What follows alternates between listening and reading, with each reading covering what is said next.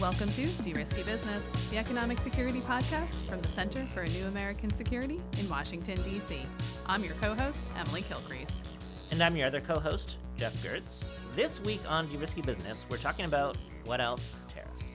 You know, Emily, our very first episode of this podcast was titled Everybody Loves Tariffs, all the way back in May. And boy, is that title really coming around to mock us. Sure is. I mean, it was Everybody Loves Tariffs, but it's probably more of a love-hate, it's a complicated relationship. But safe to say that everybody is certainly talking about tariffs these days. So we'll talk about today on the episode the auto tariffs announced yesterday by President Trump, and we'll look ahead at what to expect for what President Trump is calling Tariff Liberation Day next week. That's right, but before we get into tariffs, we will first take a quick detour to check in on what's happening with export controls, including the first big move of the Trump administration regarding tech competition with China. Listeners, as always, you can reach us at deriskybusiness@cnas.org with comments or questions. This podcast is supported in part by Amazon and through general support to the CNAS Energy Economics and Security Program.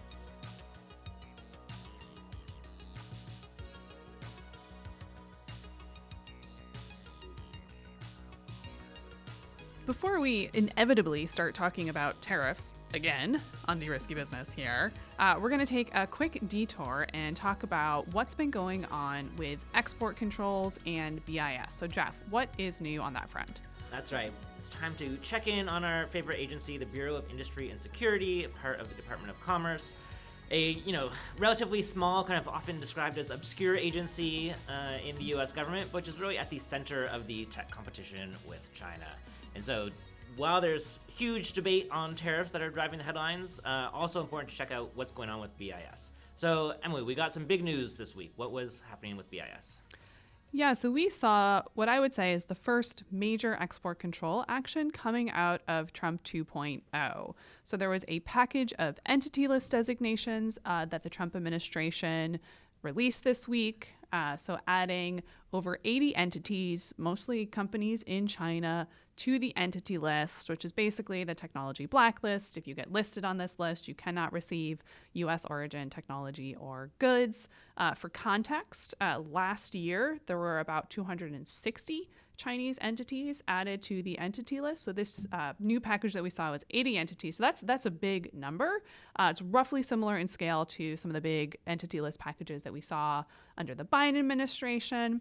And what they're trying to do here really is to continue this very aggressive tech control policy related to Chinese capabilities on some of the most critical technologies relevant to U.S. national security interest and future military performance, right? So some of the companies hit here included Chinese companies who are involved in high-performance computing and AI and quantum and hypersonics, like all the buzzy kind of critical tech sectors that you would expect there. Interestingly, they are also trying to go after some supplier networks for companies that have previously been listed. So the biggest example there, I think, is the listing of subsidiaries of Inspur. Inspur is a major Chinese data center provider, has long had deep ties to a lot of Western tech companies, including NVIDIA.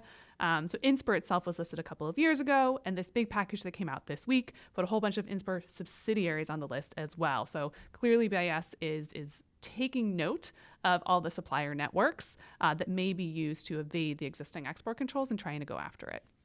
Yeah, I mean, to me, the big takeaway here is partially just showing the limitations of the entity list as a tool. I think, as Right. we see, right, I think this is very much in line with the actions that the Biden administration carried out, that the first Trump administration also carried out, very much just kind of carrying on that same focus on Chinese tech.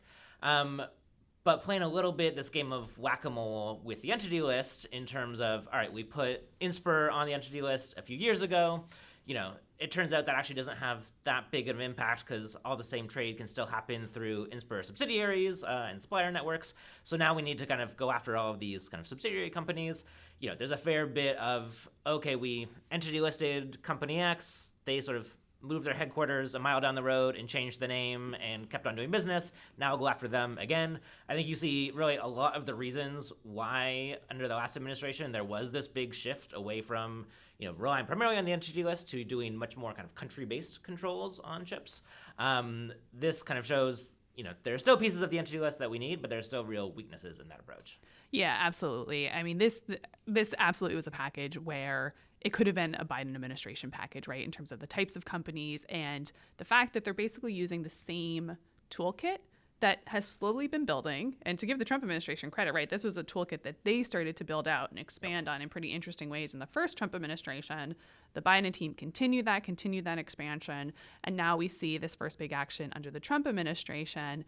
What I'm going to be watching for, though, moving forward, though, is how much they kind of keep with this incremental evolution of the rule book, or whether they're going to try to do something more substantial, particularly when you think about the entity list. Are they going to automatically include all subsidiaries in any future listings, right? So you don't have that sort of whack-a-mole approach. We know there's been some interest in that idea on the Hill. So I expect that as the Commerce team settles in, they don't have their assistant secretary confirmed yet, but once they do have the full team in place there, I would expect to see them take yet another look at the rule book to see where else they need to evolve these policy tools. Yeah, that makes sense to me. It maybe is a good introduction to another area where they may be looking at the rule book and seeing what they want to change, which is on the AI diffusion rule. Right. So, quick recap for our listeners. The AI diffusion rule came out, I think, in literally the final week of the Biden administration, but was a very big muscle movement about controlling the export of advanced AI chips to all countries in the world. So moving beyond the real focus on China that has been building up over the last 2 years, and actually really setting out a global regime for controlling the flow of the most advanced chips. If you want to know more about this, please go back and listen or re-listen to the episode we recorded on January 16th with Paul Shari, where we get into all the details. But the update now is that, we've heard the Trump team is reviewing this rule, looking at it, trying to figure out what they want to do differently. I'll note the Trump administration just got back its comments from the request for information on the development of an AI action plan, which included questions about how to do export controls for AI. They got over 8,000 comments, almost 9,000 comments. So that's a lot. That's a lot of comments. Pour beer out for the poor BIS staffers who are spending their time reading through these. But I think it kind of raises the question of what does the administration want to do with this rule? Yeah, and we don't have a clear signal from them yet. I mean, we've heard that there's a desire to make the rule simpler, but of course, simpler sometimes means more blunt. Oftentimes, these sorts of rules are enormously complicated and long and great for legal billing because they're trying to carve out very specific circumstances or be very nuanced. So simple could mean better. It could just mean blunter, and we don't have a good sense. Now, I will say we did get a very interesting tidbit in terms of how one member of the administration is thinking about AI diffusion, and that was from the Commerce Secretary, Howard Lutnick, who had a speech last week at the BIS Update Conference, so this big annual conference where all of the export control nerds get together and talk about what's been going on in the export control space. And Secretary Lutnick, in his comments, made a very interesting remark about pulling export controls into free trade agreements. Now, Geoff, we have thoughts on that, right? Yeah, I mean, this is something that we've been talking about for a while. And so you may think that we were happy with this, but let's dig into it a little bit. Maybe first, the proposal that we've talked about in our Foreign Affairs article and elsewhere is basically the idea that the United States should use the leverage it has in trade negotiations to prod other like-minded countries to develop their own export control authorities. Many of the United States' closest allies in Europe and elsewhere have, frankly, pretty, trying to think of the right word for this, but kind of undeveloped export control That's a nice word. policies. Very nice. It's a polite way to put it. And really, need a push to develop the legal authorities to carry out kind of serious export control enforcement the way the United States does. And we think there is a real opportunity to go to a country and say, all right, you want access to the U.S. market, you want to be a U.S. trade partner, you want to sign an economic security agreement with the United States. One of the things those countries would have to do is update and modernize their export control policies. But it's not clear if that's what Lutnick was talking about, is it? It's not clear, right? Because there's another way one can interpret that comment, which is that access to advanced AI chips is just another point of leverage in these emerging trade wars, that you could have this linkage between the U.S. willing to sell advanced AI chips to other countries and linking that to completely unrelated trade barriers, right? So we don't like your value-added tax, and unless you get rid of that, we're not going to sell you GPUs, right? So it's a question of like, what's the right policy linkage and what's the wrong policy linkage, and it's not clear yet what exactly he had in mind there. Yeah, there's sort of almost the inverse, I think, of what we've been talking about, which is, our idea is using access to the U.S. market and countries wanting to sign deals with the U.S. as leverage to get them to do their export controls. There's also the idea floating out there now of using kind of export controls as the U.S. leverage point to get other countries to lower their own trade barriers. Right. We'll see how this all develops. Much more to come here, but something we will certainly be watching closely. Absolutely. All right, let's take a quick break, and then we'll get back to our favorite subject, which is tariffs. I mean, couldn't leave it alone for long. Couldn't.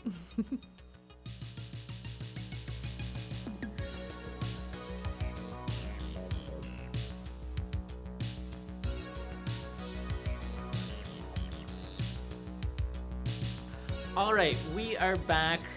Finished talking about nerdy export control things. Time to get into the topic. Everybody loves tariffs. Back to everybody loves tariffs. So, Emily, we could not have a week go by without some breaking tariff news. So, what have we learned this week? So we are recording this on Thursday, and yesterday, on Wednesday afternoon, President Trump announced an additional 25% tariffs on finished automobiles and certain auto parts from all countries.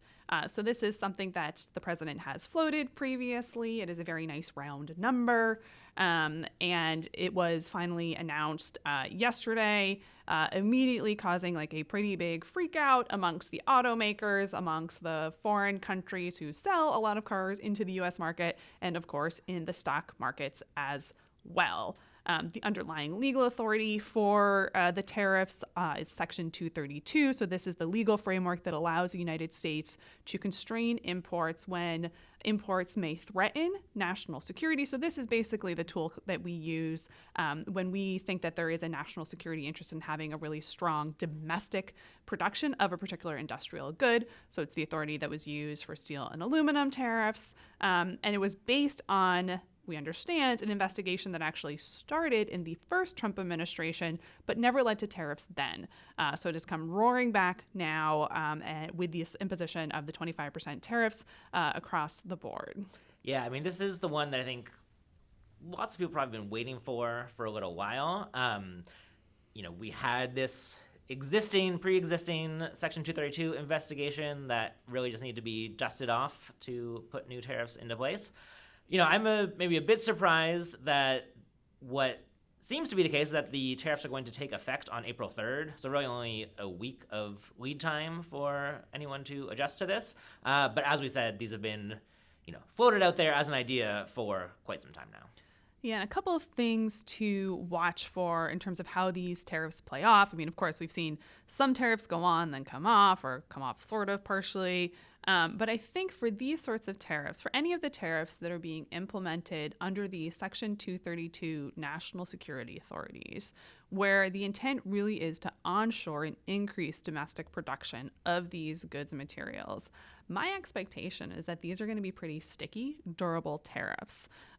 They largely will not have exceptions. And I think that's really going to constrain the ability of industry to lobby for exceptions. I mean, the auto companies have been doing an intense amount of lobbying, so have foreign governments, right?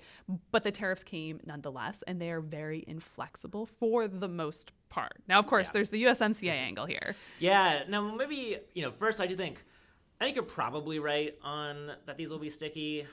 I still think there's lots of questions about, Trump wants to go into deal-making mode and what will be on the table in deal-making mode or not. We know the Japanese are going to push very hard on this. They pushed very hard on this in the first term when this idea kind of initially came up. This was really the centerpiece of the initial kind of bilateral trade agreement with the U.S. and Japanese. Again, this is going to be front and center in USMCA discussions that are coming up. So I'm a bit more, I don't know if optimistic is the word I want to use, but I think might be more scope for one-off negotiations here. Although I do agree some type of universal 25% tariff on autos will persist, and then there'll probably be some countries that are kind of exempted out of it.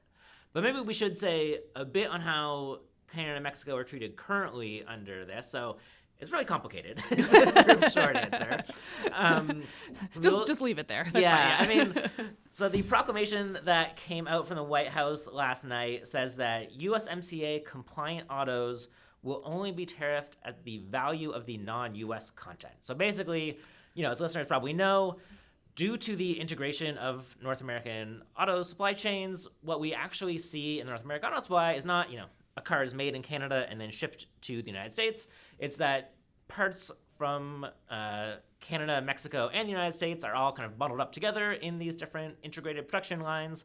And so, it's very common that you will get a car coming in from Mexico that actually has 50% US content in it that's been kind of shipped to Mexico and then returned back in the final automobile. So what the rule says is that if the tariffs, the 25% tariff only applies to US content, if you have a car coming from Mexico that has, half US content, half Mexican content, let's say, the tariff would only actually be applied to the Mexican content. So it'd be effectively a 12.5% tariff instead of a 25% tariff in that instance. Now, where this gets particularly complicated is there's also an interest in applying that same logic to auto parts. I think that part is going to be very difficult to do. The proclamation basically says we don't currently have the technical ability to know how much U.S. content is in auto parts trade that's USMCA compliant. So it kind of says, we're going to throw our hands up for the time being and, pause on enforcing this part of it until the Customs and Border Protection can figure out how to do it. But there, again, this is sort of pointing at still wanting some integration of North American auto supply chain while still saying, actually, these are pretty big tariffs on the Canadian and Mexican content that is going into those autos. Yeah, absolutely. And worth noting in the initial renegotiate. Can I say that? Initial renegotiation? You know what I mean. The first renegotiation. The first renegotiation under the first Trump administration, there was this big push to change the rules of origin to really incentivize the North American production chains and cut out Chinese components, right? Yeah. So this is definitely a shift in policy where they're really pushing it to be almost entirely domestic content in order to avoid these tariffs. So I can't imagine that Canada and Mexico are happy about this. And I think it'll be interesting to see how this plays out as we look forward to the next renegotiation of USMCA. Maybe to be a bit blunt on it, I don't see a world where we both renegotiate USMCA and this tariff section stays in place. So I think, right, it's like either this is going to be resolved in the USMCA renegotiation, so there's not 25% tariffs on Canadian and Mexico auto parts and auto content, or I don't think there's going to be USMCA renegotiation. So we'll see which of those futures plays out.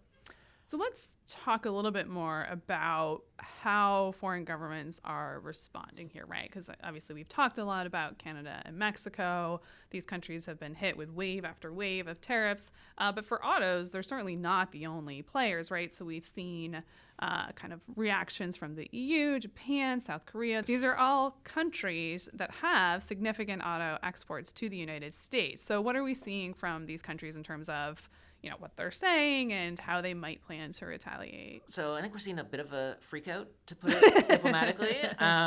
Diplomatic freak out. Very politely phrased exactly. Freaking out. I think I've seen from the Japanese prime minister saying all options are on the table. Again, these are, big, significant industries in each of these economies, and then the share of goods going to the United States is relatively high in the industry itself as well. So kind of this will have a big impact on all of these countries. I mentioned a moment ago, for Japan, this was kind of the big bilateral trade irritant in the first Trump administration. I think they were quite happy with their ability to dodge it the first time around. And really that was, all of the concessions the Japanese made in that initial bilateral trade agreement with the United States during the first Trump administration, kind of what they got in exchange for that was a promise that Trump was not going to do this. So that's where we're at. Yeah. And of course, the president is preparing for potential retaliation. And so we are now in a situation where the U.S. is saying that the U.S. will retaliate for retaliation. So it is definitely the commentary, the rhetoric seems to be indicating that we are at higher risk now of kind of an escalating trade war, and then we'll see where it goes. Now, there's one other piece of this that we should pull out here, which is these foreign car makers are going to get squeezed on two fronts, right? So they're facing a possibility of getting shut out of the US market, which would be significant given the size of the US market. They're also facing this problem from Chinese overcapacity, at least in EVs, but like really just a growing, globally more competitive Chinese auto industry, which is often subsidized and underpriced. Like, are these guys just totally toast? I mean, it's a good question, right? Like, it's a very real concern. Or maybe, I mean, how I'm thinking about it. So even before these tariffs, take these tariffs away, if you look at the auto industry, you were already seeing trends where there was the beginning of a kind of protected North American auto market that was shutting Chinese cars out with 100% tariffs and, moving away from all of the Chinese EVs and in some ways doubling down on combustion engines instead of EVs. And then you had the kind of rest of world market where it seems that, China was becoming a bigger and bigger player in that most other countries had not taken the same approach of the US and Canada, at least in terms of really trying to shut out those Chinese cars. And so I think you were seeing trends that was building towards, on the one hand, you'd have a globally competitive auto industry dominated by electric vehicles where China was the biggest player, but you'd probably have other, suppliers and everything that were sort of docking into Chinese production chains. And then you'd have a kind of separate sort of small protected North American industry that was predominantly still combustion engine, or at least relative to the rest of the world, and that lived behind high tariff walls and probably was not particularly competitive and was expensive and not great to be in. When I look at these tariffs, I see that just accelerating those trends, right? So it's going to mean both that the United States and, again, possibly Canada and Mexico, I think that question is still to be determined, are in their own little walled-off, unproductive sector of the auto industry, and the rest of the world is in a kind of different industry, kind of segmented away from North America, where China plays a bigger and bigger and potentially kind of completely dominant role. Mm-hmm. So I don't know if anybody, maybe other than China, is happy with that trajectory, but I think there's real worries that that's the trajectory we're on, and I have to say, I don't see these tariffs as being what the United States ultimately needs, which is to get to a competitive auto industry. I think there are still real questions about if we are going to keep the main dominant force, which is pushing competitiveness on the industry, which is China, at bay. And again, I think there are good reasons to do that, so I'm not opposed to that per se. But I think we need an answer of how are we actually ensuring that we are keeping our own industry competitive. And I think this is, probably a step in the wrong direction there. And how are stock markets taking all of this, right? I mean, so we have already seen quite a bit of turmoil in the markets in the last couple of weeks. We have had the major indices who are dropping, at points down 10% from prior peaks. But the Trump administration seems to be kind of taking that in stride. It seems like they know that there's going to be some short-term economic disruptions, including in stock market reactions. But what are we seeing there? Yeah, I mean, so, these numbers are all bouncing around, but was looking early this morning, I think we're seeing, both the big U.S. car companies and big foreign car companies down somewhere sort of 2, 3, 4% for the most part. It's a bit of a question to me. Again, the timing of this was a surprise. The idea that this was going to happen at some point, right, I thought would have kind of been priced in already. You mean because the president's been saying it over and over again? Yeah. You would think that they would price it in? Yeah.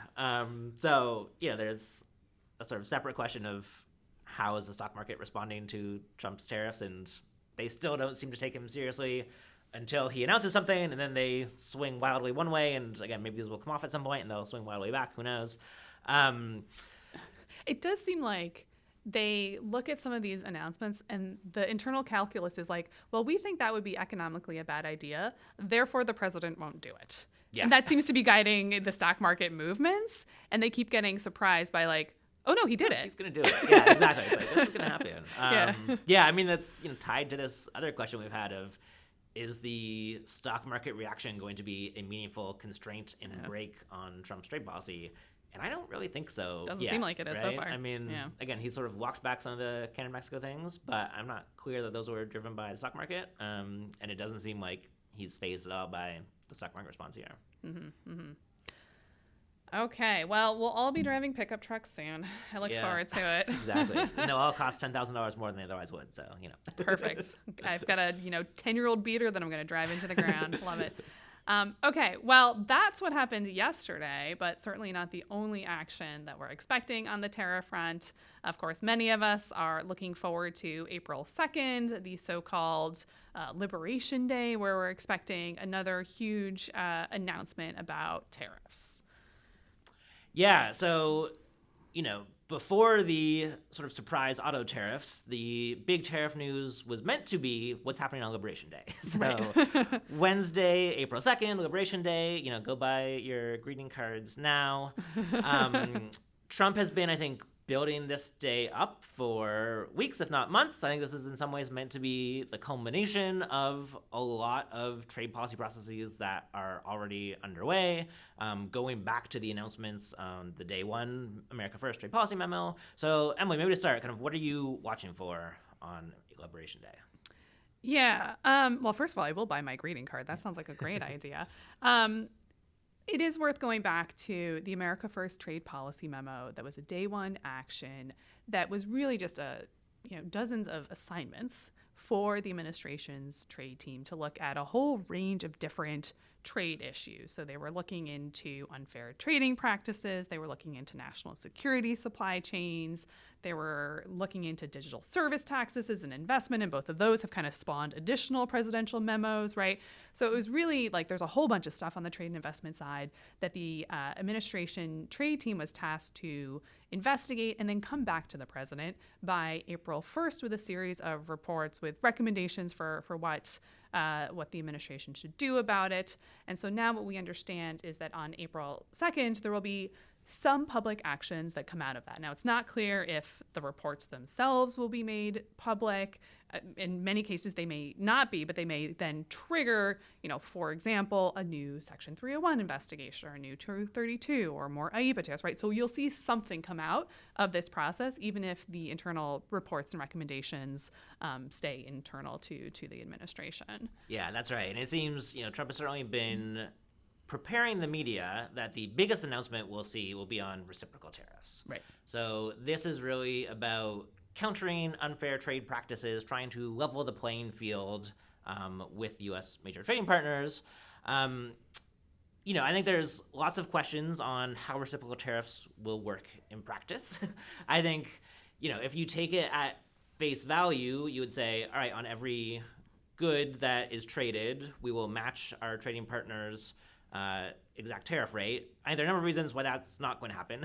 One, and I'm kind of cribbing from a Doug Irwin Wall Street Journal article from a few months ago here, but he kind of ran the back of the envelope calculations where he says, all right, there's about 13,000 different line items in the harmonized tariff schedule code.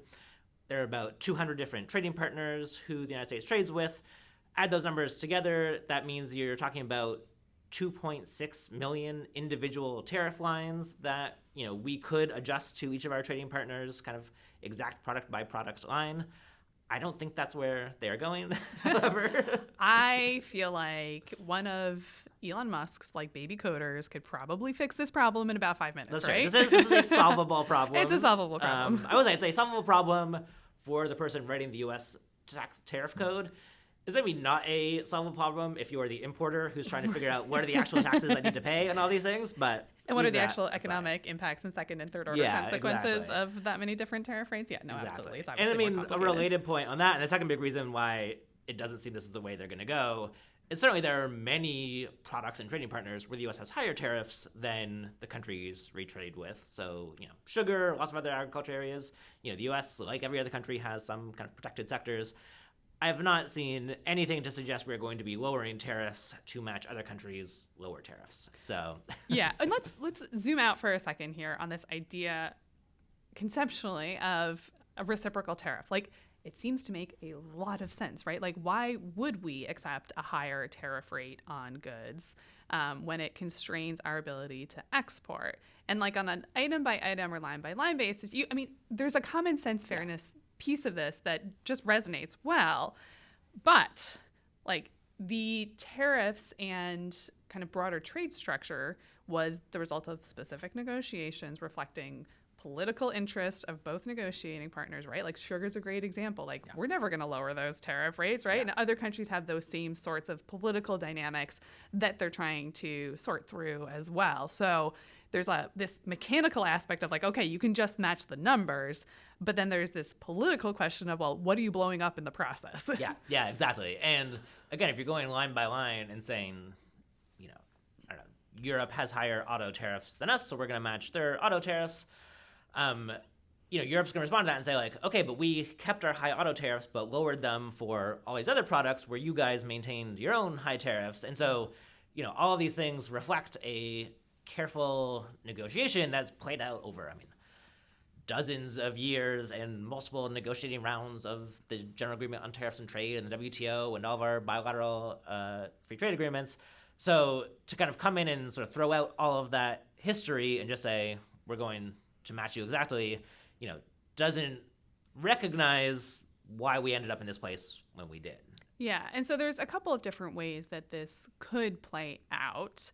One pathway that the administration is potentially signaling is that they're not going to go tariff line by tariff line, but what they want to do is really use this as a mechanism to force negotiations over some of the worst trade barriers. So yes, we have these trade barriers and tariff rates that have been in place for a while.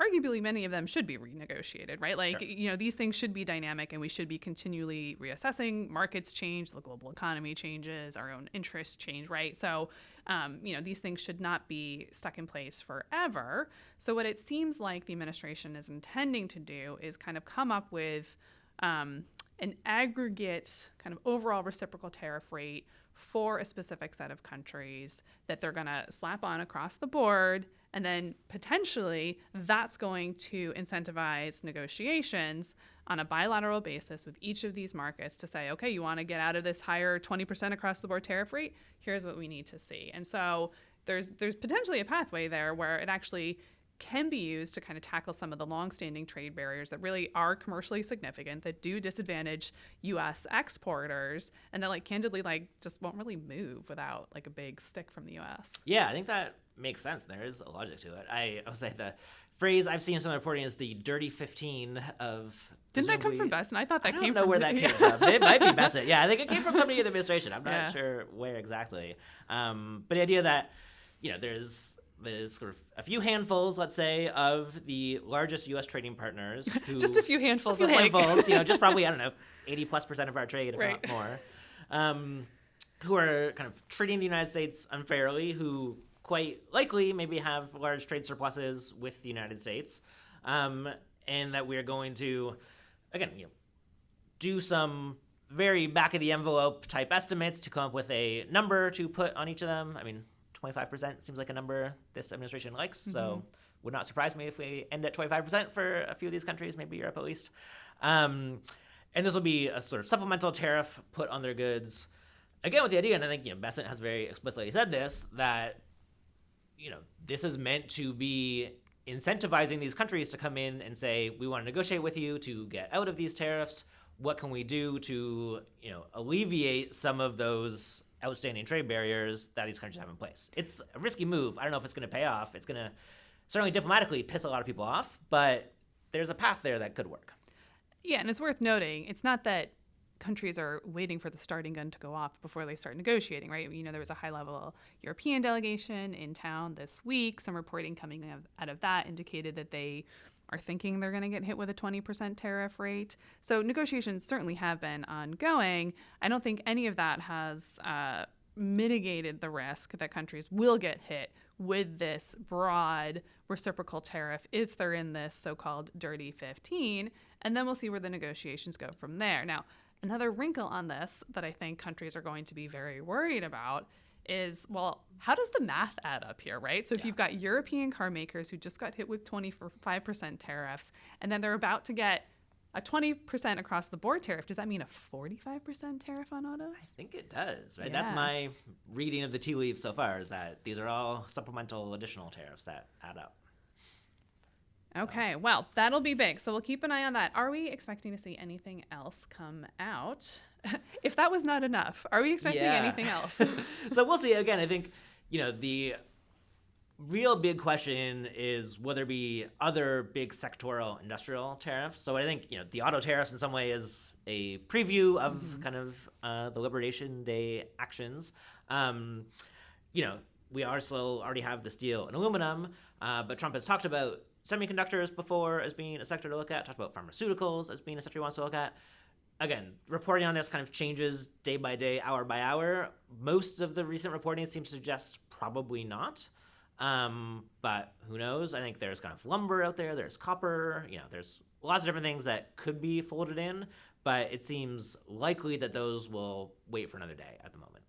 Yeah, I mean, we'll see. But important to note, if they're not announced on April 2nd, I don't think anybody should be like, oh, well, good, they're not coming. Yeah, exactly. Right? It's maybe just a sequencing issue.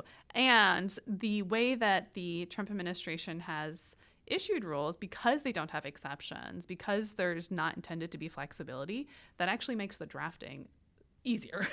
Yeah. Right?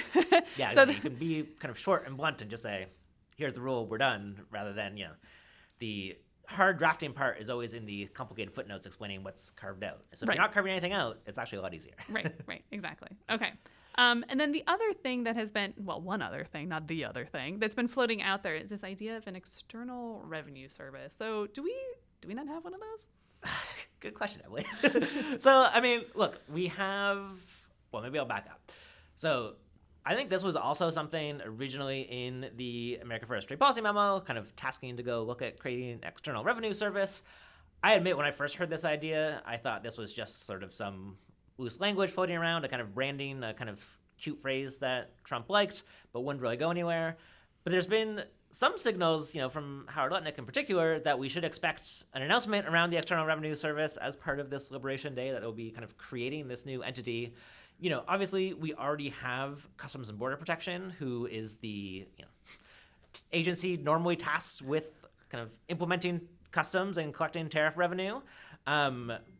I don't know what the creation of the External Revenue Service would mean for CBP. Is this a rebrand of what CBP is? Obviously, there's sort of the second half of CBP being the border protection, another topic that Trump cares a lot about. So are they going to split up the kind of customs work from the border protection work? Lots of possible ways this could go. But this is, in that category of things that started out as kind of a joke to me, but seems to be getting more real. Yeah. Okay. Well, we'll keep an eye out for more news on External Revenue Service.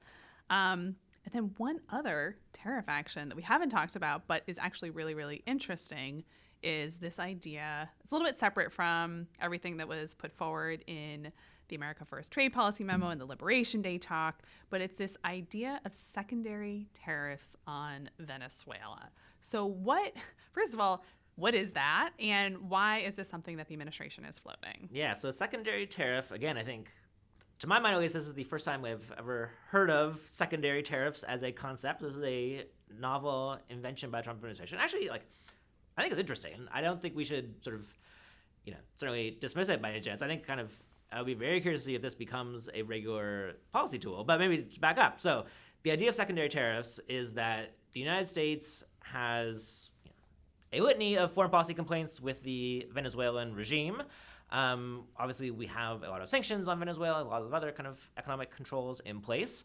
But as we do secondary sanctions, whereas we say, we are going to use our sanctions not only to target the actual target of our foreign policy ire, but also any other actor who is doing business with that actor. So again, in the sanctions context, you would say, not only can, whatever terrorist group or whoever it is, not use the U.S. banking system, but also any foreign bank, if you do business with that terrorist group, you are also excluded from the U.S. banking system. So it's a very, very powerful tool in the sanctions context that can really fully isolate somebody from the global financial system.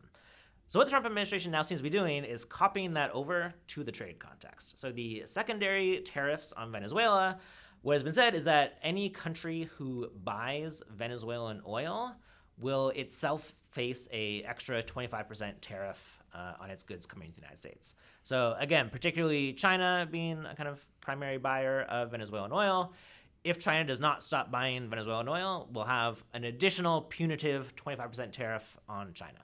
it is an interesting idea. It's interesting, but in some way, I mean, so first of all, I would say I was not expecting this, but in some ways it's not surprising because we do have this set of extraterritorial, very aggressive tools in the sanctions context. On the export control side, we've seen this continued expansion of tools to get at like supply chains and, you know, extend the global reach of our tech control policies. And so it actually kind of, like, if you kind of follow that evolution and that train of thought, like, yeah, of course you apply it to tariffs as well. Like, it actually, like, you can see the logic in terms of like technical evolution of the toolkit. Yep. Now, when you apply it and you think about implementation and how you would actually enforce something like this, it would be a new policy development. So you'd have to think through all of those issues in terms of how do you actually make it work, make it more than just rhetoric. But it will be really interesting to watch. Yeah, absolutely. And I think, you know, for me, what it shows is this idea of using tariffs as a coercive economic toolkit, which is pretty new, right? I think, we saw some of this in the Russia-Ukraine context during the Biden administration. There's the move to kind of push Russia out of the WTO and apply higher punitive tariffs on Russia. Actually, I'm not sure if that had much impact on Russia relative to everything else going on in the world. Doesn't seem like it. Right, but anyways, you know, for the most part, it's not that tariffs have not been used for national security reasons, because if we look back at Section 232 investigations, all that, you know, there's a long history of using trade policy in this national security context. But this specific idea of using them to coercively change other countries' policy where we disagree with them on foreign policy issues is really quite new. But if this evolves into a major toolkit, you know, you could imagine, again, if the Trump team doesn't particularly like sanctions, has lots of problems with the overuse of sanctions, are we just going to start using tariffs, maybe targeted tariffs on a small number of actors, the same way we use targeted sanctions on a small number of actors? It's an interesting question. Yeah, and I think that's absolutely where things seem to be headed. Okay, well, that was a lot of tariff actions. So what's your big takeaway? What do you hope to get out of Liberation Day in terms of what we might learn and what clarity we might get? Happy Liberation Day for all. Look, I mean, I think the thing I'm watching for, you know, I mean, we've talked a lot, right? That Trump has continually said big tariffs are coming. Lots of people have still been skeptical that is this really the case. We see that in the market reaction. We see that in foreign trade partners who, you know, are worried about it but haven't done all that much to date, maybe. I think the question I'll really be watching is this the day where people are like, okay, the trade wars are truly here. This is actually happening. This is not, oh, we're going to give another month reprieve. We're going to give another month reprieve indefinitely, as was sort of seemed to be the take on the Canada-Mexico tariffs for a little while at least. Is this the tariffs are here? And so one thing I'm watching, it's actually quite interesting, you can look at some of the online betting markets that you bet on different political outcomes.